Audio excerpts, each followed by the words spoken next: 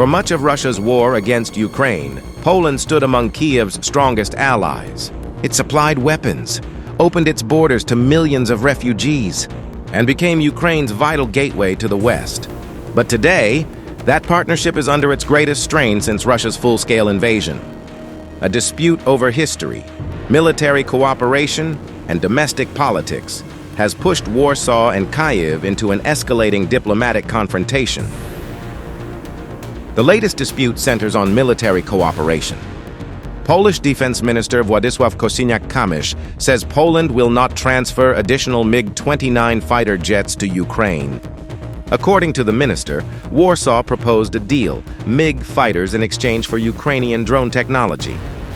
He claims Kyiv initially accepted the proposal, but later backed away. As a result, Poland says there will be no additional MiG transfers.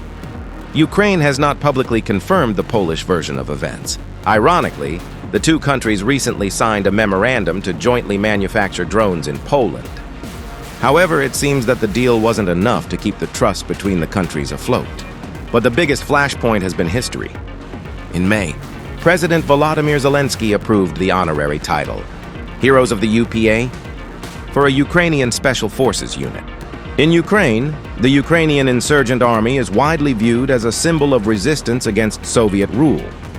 In Poland, the memory is very different. The UPA is held responsible for the Volhynia massacres during World War II, in which around 100,000 Polish civilians were killed. Poland officially recognizes those killings as genocide. The move triggered outrage in Warsaw. The dispute escalated dramatically. Polish President Karol Nawrocki revoked the Order of the White Eagle, Poland's highest state honor, previously awarded to Volodymyr Zelenskyy. Dlatego wobec zgody prezydenta Wołodymyra Zełańskiego na nadanie jednej z jednostek sił zbrojnych Ukrainy nazwy Bohaterów UPA, po konsultacji z kapitułą podjąłem decyzję o odebraniu Orderu Orła Białego prezydentowi Ukrainy. Zelenskyy responded by returning the medal, saying it had been awarded to the Ukrainian people, not to him personally. He also accused Nawrocki of using anti-Ukraine rhetoric for domestic political gain ahead of future elections. It's in interest of all the countries to have Ukraine in EU as quick as possible, so this is what I think. And we have some internal questions, what you asked about Poland and the Polish government. We are neighbors, and I'm sure, of course, we had difficulties in our history. But, mostly countries in Europe had difficulties in the past, but we live now. Now we have one aggressor, and now we have unanimity, and we are defending EU. And we have to think about security for our people for the future.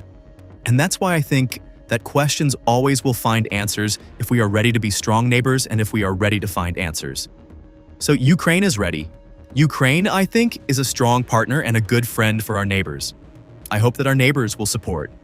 The diplomatic fallout quickly widened. Former Ukrainian presidents, senior officials, and ministers also returned Polish state honors. Nawrocki then warned Poland could block Ukraine's future accession to the European Union, arguing that countries celebrating totalitarian violence have no place in Europe. Analysts say domestic politics is increasingly shaping the dispute. Public support for Ukraine inside Poland has softened after years of war. Economic concerns, refugee issues, and historical grievances have become powerful political topics. Prime Minister Donald Tusk has tried to calm tensions. We knew from the very beginning that the mere fact of accepting well over 1 million refugees from Ukraine would sooner or later cause conflicts and disappointments. We also knew that there is an extraordinary opportunity to build better Polish-Ukrainian relations. The whole world, including Ukrainians, Poles, everyone was greatly impressed by the heroism of Ukrainian soldiers when they defended and continue to defend Ukraine against Russian aggression, and equally impressed by the Polish solidarity and generosity of the Poles when, without being forced by anyone, they provided aid to hundreds of thousands of Ukrainian women and men. I personally hope that this will be a positive turn in Polish-Ukrainian relations, which are very difficult and marked by history. But as I mentioned, we also knew that these tensions would arise. Inevitably, especially since on both sides of the border, in Poland and in Ukraine, there are politicians interested for various reasons in fueling tensions, rather than building solidarity and consensus between Ukraine and Poland. As I said, I am aware of how easy it is today to ignite anti-Polish sentiments in Ukraine and anti-Ukrainian sentiments in Poland. And that one can make on a seemingly internal political success out of it. While criticizing Kyiv's decision over the UPA, he has also warned that a prolonged confrontation serves only one person, Russian President Vladimir Putin. Tusk says damaging relations between Warsaw and Kyiv would weaken both countries strategically, economically, and politically. Despite the heated rhetoric, neither country can easily afford a lasting rupture. Poland remains one of Ukraine's most important military and logistical partners. Ukraine remains central to Poland's own national security calculations against Russia. But the latest disagreements demonstrate how quickly historic wounds can collide. For now, the alliance that once symbolized European unity against Russian aggression is facing its most serious political test yet. If you like this video, then like, share and subscribe to Mirror Now.